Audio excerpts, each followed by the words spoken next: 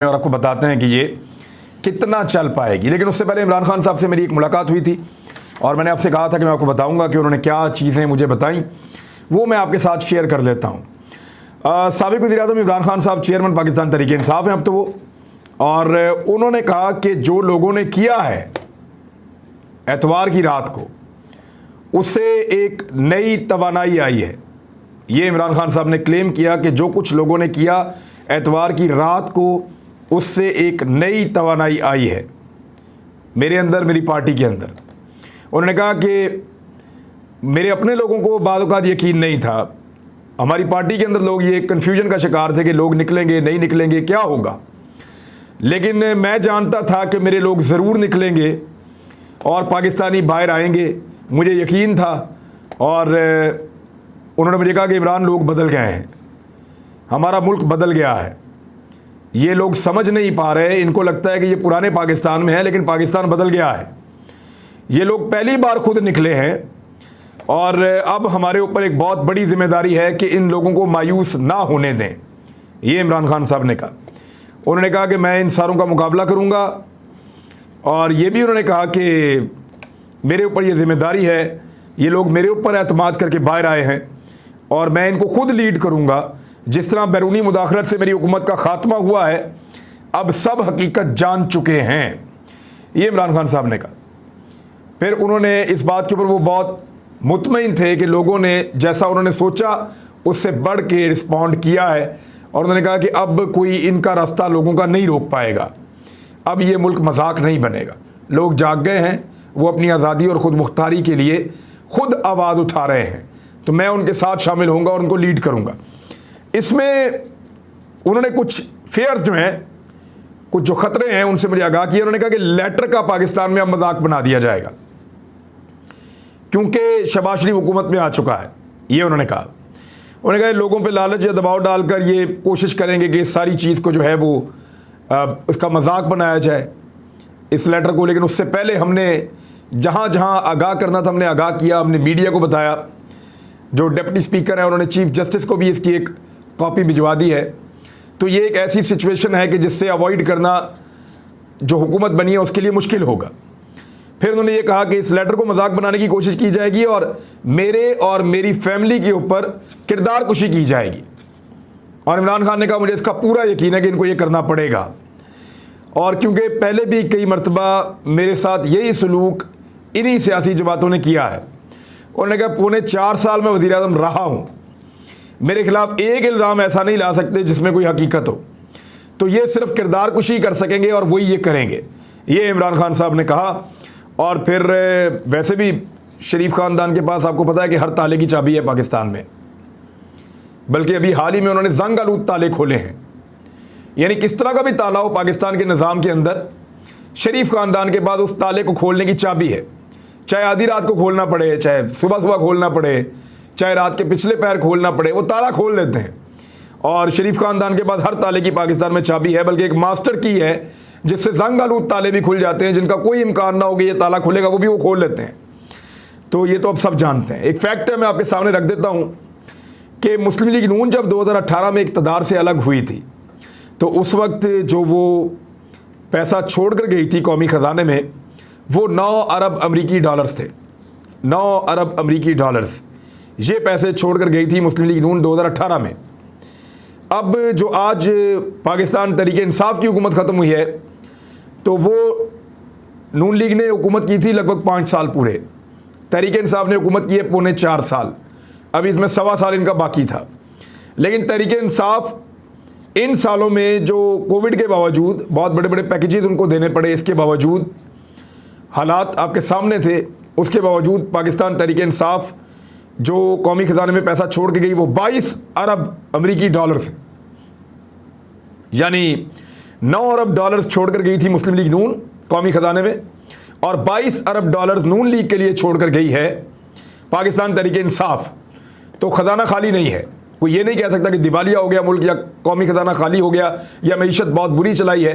तो जिन लोगों ने मईशत बहुत अच्छी चलाई थी वो 9 अरब डॉलर छोड़ कर गए थे, और जिनके बारे में सब कहते हैं बहुत बुरी चलाई है वो 22 अरब डॉलर छोड़कर जा रहे हैं। शहबाज शरीफ साहब ने आते ही 10-10% को पैसे बढ़ाए हैं, लेकिन ये जो पैसे उन्होंने बढ़ाए हैं ये उन्हीं पैसों में से जाएंगे ना जो पिछली हुकूमत छोड़ कर गई थी। अब एक ट्रेंड जो पाकिस्तान में चल रहा है, इंपोर्टेड गवर्नमेंट नामंजूर, इंपोर्टेड हुकूमत नामंजूर। एक्चुअली ट्रेंड ये है, आप गौर करें और ज़रा इसको टाइप करें अपने ट्विटर के ऊपर जाके। ये बहुत बड़ी दर्द सर और मुसीबत बनी हुई है नई हुकूमत के लिए भी, और पाकिस्तान में बहुत सारे लोगों के लिए मुसीबत बना हुआ है ट्रेंड, कि इस ट्रेंड को किसी तरह ख़त्म करें। इंपोर्टेड गवर्नमेंट नामंजूर, ये क्या चल रहा है पाकिस्तान में अब तक जब मैं आपसे बात कर रहा हूँ। अभी लेटेस्ट भी देख लेते हैं इस ट्रेंड के ऊपर जो ट्वीट हो चुके हैं या जो लोग इसके साथ जुड़ गए हैं। ये है जी, इंपोर्टेड हुकूमत नामंजूर। तो ये ट्रेंड पहुंच गया है लगभग 3.25 मिलियन से ऊपर चला गया है। 3.25 मिलियन पे अभी भी ये इस वक्त ट्रेंड कर रहा है। ये है सूरत हाल इस ट्रेंड की। इस ट्रेंड को ख़राब करने के लिए या इसको रोकने के लिए इससे मिलते जुलते बहुत सारे ट्रेंड ट्विटर पे डाले गए हैं। PMLN के मीडिया सेल की जानिब से, पीपल्स पार्टी के मीडिया सेल की जानिब से, और पॉलिटिकल पार्टीज हैं वो भी इस पे काम कर रही हैं। कुछ दीगर इनके हमायती हैं आजकल, वो भी इस पे काम कर रहे हैं। तो सब मिलकर कोशिश कर रहे हैं कि इस ट्रेंड को नीचे ले आए, लेकिन पिछले 4 दिन से ये ट्रेंड काबू नहीं आ रहा। जिस वक्त से इमरान खान साहब ने इंपोर्टेड गवर्नमेंट वाली बात की थी, लगभग 5 दिन हो गए हैं। 5 दिनों से ये पाकिस्तान में टॉप ट्रेंड है, ऐसा कभी तारीख में नहीं हुआ। मिलियंस के अंदर रोजाना इसके ऊपर ट्वीट होते हैं और लगातार होते हैं। ये टॉप ट्रेंड ही रहता है पाकिस्तान के अंदर। 5 दिन हो गए हैं, इससे जान नहीं छूट रही। कोई इसके अंदर और बहुत सारे ट्रेंड शामिल कर रहे हैं। कोई शामिल कर रहा है इंपोर्टेड गवर्नमेंट हुकूमत की जगह डाल देता है, कोई स्पेलिंग को आगे पीछे कर देता है, कोई इसके अंदर कुछ 40-50 ऑप्शंस आ गई हैं कि कुछ भी करके इस ट्रेंड को ख़त्म किया जाए और इसको टॉप में से निकाला जाए, टॉप 5 के अंदर से तो बाहर फेंक दिया जाए। लेकिन वो हो नहीं पा रहा। लोग ढूंढते हैं जाके कि जो प्रॉपर लिखा हुआ होता है ना, इंपोर्टेड हुकूमत नामंजूर, लोग उस पर जाके क्लिक करते हैं, फिर वो मिलियंस के अंदर जाता है। UAE का टॉप ट्रेंड बना यही वाला। यानी पहली दफ़ा ऐसा हो रहा है कि पाकिस्तान से कोई ट्रेंड चल रहा है तो वो UAE के अंदर भी टॉप ट्रेंड जा रहा है। तो वो वहाँ पे UAE में जो पाकिस्तानी हैं उन लोगों ने, जो कम्युनिटी वहाँ मौजूद है, उन्होंने इसको भी उठाया और वहाँ पे भी इसको टॉप ट्रेंड बना दिया है। अब सर तोड़ कोशिशें हो रही हैं इस ट्रेंड को हटाने के लिए। कुछ मनाजिर, तस्वीर बहुत तकलीफदेह भी आई हैं। लोगों का गुस्सा अपनी जगह पे जायज़ है, लेकिन पासपोर्ट को जलाना, उसको फाड़ना, ये पाकिस्तान की निशानी है और पाकिस्तान हमारा है। देखिए, हम कल रहें या ना रहें, पाकिस्तान रहेगा। इस मुल्क से बड़े बड़े लीडर चले गए, कायदे आज़म मोहम्मद अली जिन्ना चले गए, लियाकत अली खान चले गए। ये मुल्क रहा है और ये मुल्क हमेशा रहेगा। अल्लाह ताला इमरान खान साहब को सलामत रखे। उनके जो फॉलोअर्स हैं, हो सकता है उनको दोबारा वज़ीर-ए-आज़म बनाने में कामयाब हो जाए, लेकिन जब मैं भी नहीं हूँगा इस मुल्क में, तब भी इंशाल्लाह ये मुल्क रहेगा। ये क़यामत तक कायम रहने के लिए बना है। तो इसके पासपोर्ट की तस्दीक ना कीजिए। आज से 50 साल 100 साल के बाद जब नस्लें ये देख रही होंगी हमारी आने वाली, कि हमारे बड़े जो हैं वो पासपोर्ट फाड़ के फेंक रहे थे, तो बुरा लगेगा। ये ना करें, ये जुल्म ना करें।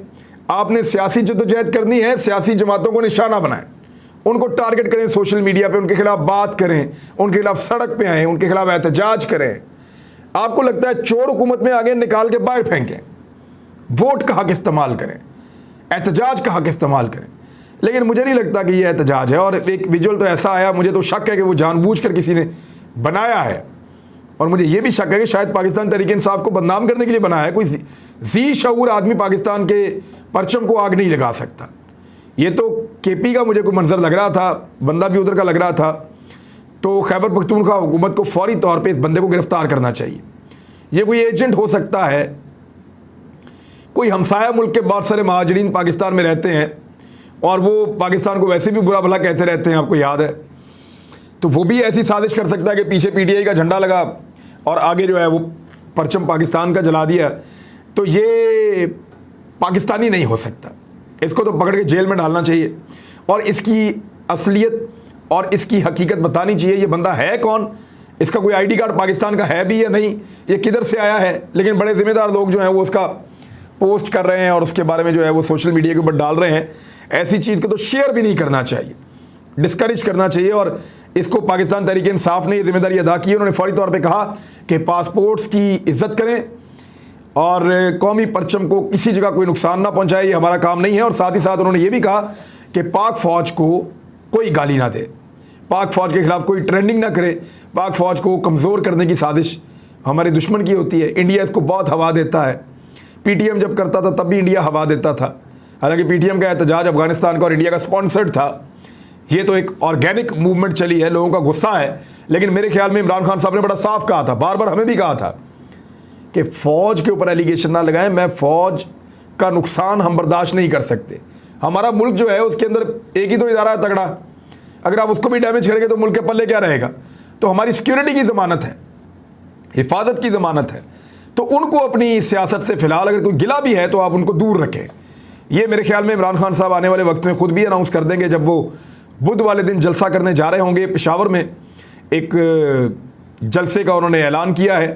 पहली मरतबा वज़ीर आज़म से ओहदे से हटने के बाद इमरान खान साहब पब्लिक में जा रहे हैं और पेशावर से आगाज़ कर रहे हैं, फिर वो कराची में जा रहे हैं, फिर वो लाहौर में आएंगे, फिर वो शहर शहर करिया करिया मुख्तलिफ इलाकों में जाएंगे।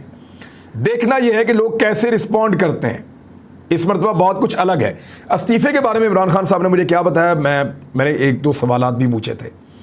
एक तो उन्होंने कहा कि इस्तीफ़े देंगे, अब ये जो लोगों ने कर दिया है, अब हमारे पास कोई और रास्ता नहीं है, लोग हमें बुला रहे हैं, हम इस्तीफ़े देंगे और मुल्क को इलेक्शन की तरफ लेकर जाएंगे।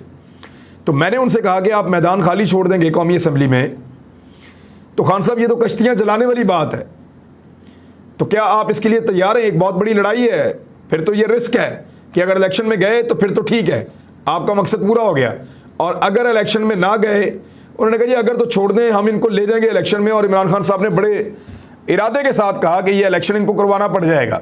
दोबारा उनका इन्हिसार पब्लिक के ऊपर है कि पब्लिक का प्रेशर इतना बिल्ट होगा कि आने वाले वक्त में ये हुकूमत ज़्यादा देर नहीं चल पाएगी और इसको इंतखाबात करवाने पड़ जाएंगे। अब एक पिक्चर है, मैं आपके सामने पेश कर देता हूँ, लेकिन उससे पहले इमरान इस्माइल ने और शाह फरमान ने इस्तीफ़ा दे दिया और उन्होंने कहा कि बैरूनी साजिश के तहत वज़ीर आज़म को निकाला गया है और इक़्तिदार में अब नहीं रहना चाहते, गवर्नर नहीं रहना चाहते। उन्होंने सदर पाकिस्तान को अपने अपने इस्तीफ़े भिजवा दिए हैं। अब आ जाए, ये हुकूमत कितना अरसा चलेगी, इसके इत्तेहादियों के बारे में आपको बता देता हूँ कि 13 जमातें जो मिलके इक़्तिदार में आ रही हैं। ज़्यादा वजारतें जो हैं वो PMLN के पास होंगी, लगभग 12 वजारतें। वज़ीर आज़म भी उनका अपना है। स्पीकर जो है वो पीपल्स पार्टी को दिया जा रहा है। डिप्टी स्पीकर जो है वो एक दूसरी बड़ी जमात को दिया जा रहा है, फजलुर रहमान साहब के पास गालिबन जाएगा। इसके अलावा जो है वो हो सकता है फजलुर रहमान साहब के पास जाए, हो सकता है वो डिप्टी स्पीकर का ओहदा जो है वो राजा परवेज़ अशरफ साहब ऐसे स्पीकर आ रहे हैं पीपल्स पार्टी के, वो PMLN अपने पास रख ले। लेकिन फजलुर रहमान साहब की जमात को 4 वजारतें दी जाएंगी, 4 या 5 वजारतें उनको मिलेंगी। पीपल्स पार्टी को 7 वजारतें मिलेंगी, वजारत खारजा उसके अंदर शामिल होगी और स्पीकर का ओहदा भी उनके पास होगा। MQM को 2 या 3 वजारतें मिलेंगी। इसी तरह मेंगल साहब को 2 वजारतें मिलेंगी और तारिक बशीर चीमा को ओबलाइज किया जाएगा, उनको वजारत दी जाएगी। फिर बुगटी जो हैं, शाहज़ेन बुगटी, उनको, फिर बुतानी साहब जो हैं उनको, तो इन तमाम लोगों को, और बलूचिस्तान अवामी पार्टी जो है उसको भी वजारत 1 या 2 दी जाएंगी। तो इस तरह सबको वजारतें मिल जाएंगी। पहले मरले में जो इत्तेहादी जमातें हैं उनको ओबलाइज किया जाएगा, फिर दूसरे मरले में PMLN के और पीपल्स पार्टी के बाकी लोग आ जाएंगे। वजारत ख़जाना, वजारत जो दाखिला है वो PMLN के पास रहेगी। तो इस तरह की एक बहुत बड़ी बंदरबांट है। MQM ने पहले दिन रोला डाल दिया, पर्चियाँ लिख लिख के भेजी, शहबाज शरीफ साहब ये बोलो ये बोलो ये बोलो, मियाँ साहब नहीं बोले, और जब नहीं बोले तो MQM ने नाराज़गी का इजहार किया। उन्होंने कहा हमारी वजह से ये रौनक लगी, हमारी वजह से ये महफिल सजी है, हमारी वजह से आप इक़्तिदार में हैं और हमारा ये आपने नाम नहीं लिया और हमारे मुतालबात को आपने वहाँ पे इंडोर्स नहीं किया कि हमारे साथ आपका क्या मुआहदा हुआ है। तो पहले दिन लड़ाई हो गई है। अहमद मीर ने, जो इन सारी जमातों का मुश्तरका एक, आप उसको ये कह लें कि एक ब्रोकर कह सकते हैं आपके, वो इन सब के बीच में जो है वो किरदार अदा करते हैं अहमद मीर साहब, और वो इन सब को चलाने के अंदर एक मुश्तरका कोऑर्डिनेटर हैं इनके। तो अहमद मीर ने ये कहा कि कोई नारा लगा रहा है GA भुट्टो का, कोई लगा रहा है उसका नवाज शरीफ जिंदाबाद का, कोई लगा रहा है MQM का, कोई लगा रहा है मौलाना फजलुर रहमान का। ये कोई अच्छा मैसेज नहीं गया। तो ये मैसेज कहाँ भेजना था जो अच्छा नहीं गया? एक्चुअली ये सारी अलग अलग पार्टियाँ हैं और ये सारी अपनी अपनी सियासत के लिए आई हैं। सब ने अपने अपने मफाद देखने हैं। तो अहमद मीर जितना मर्जी जोर लगा ले, ये उस तरह इकट्ठे नहीं रह सकते, ये ज़्यादा देर चलते दिखाई नहीं दे रहे। इलेक्शन कमीशन अगस्त तक जो हल्का बंदियों का पूरा अमल है वो मुकम्मल करने का शेड्यूल दे चुका है, अगस्त के शुरू में हो जाएगा। तो इसका मतलब है सितंबर में इलेक्शन हो सकते हैं। तो सितंबर में इलेक्शन हो सकते हैं तो 3 महीने सिर्फ आपको पीछे आना है, यानी जुलाई, अगस्त और सितंबर में इलेक्शन हो सकते हैं पाकिस्तान में, या अक्टूबर में हो सकते हैं। सितंबर या अक्टूबर इलेक्शन का महीना है, नई हल्का बंदियों के साथ, पुरानी हल्का बंदियों के साथ तो जो मर्जी करवा लें। सितंबर या अक्टूबर इलेक्शन का महीना है, लेकिन उसके लिए जोर लगाना पड़ेगा पाकिस्तान तहरीक इंसाफ को एड़ी चोटी का। इस्तीफे तो दिए हैं और मुसीबत बनानी पड़ेगी। करना क्या है, देखें, ये बजट तो अब शहबाज शरीफ साहब की हुकूमत पेश करेगी, ये तो तय पा गया है, क्योंकि बजट तो अब पेश करवाया जाएगा जैसे भी किया जाए। लेकिन ये हुकूमत बकरा ईद तक नहीं जाएगी, 90 दिन ये हुकूमत पूरे नहीं कर पाएगी। ये बात ऐसा लगता है कि अटल है, 90% इम्कान आते हैं इस बात के, क्योंकि 2 महीने लगभग ये हुकूमत चलेगी, 2-2.5 महीने, फिर उसके बाद जो है वो असेंबलियाँ तहलील हो जाएंगी, झगड़ा पड़ेगा बीच में, और उसके बाद 90 दिन दोबारा मिल जाएंगे निगरान हुकूमत को। तो इस तरह 5.5 महीने, 6 महीने मिल जाएंगे इलेक्शन कमीशन को पूरी तैयारी के साथ अपना इलेक्शन करवाने के लिए। तो ये है वो पूरा सिनेरियो जो अब बनता हुआ दिखाई दे रहा है। लेकिन इसके लिए पूरी तहरीक इंसाफ को इमरान खान साहब के साथ मिलकर बहुत ज़्यादा जोर लगाना पड़ेगा। एक और ख़बर है कि पंजाब में जो हमजा शहबाज को वज़ीर आला बनाने की तैयारी मुकम्मल हो गई है, पूरी मशीनरी हरकत में आ गई है, और जो होटल है वो भी तब्दील कर दिया।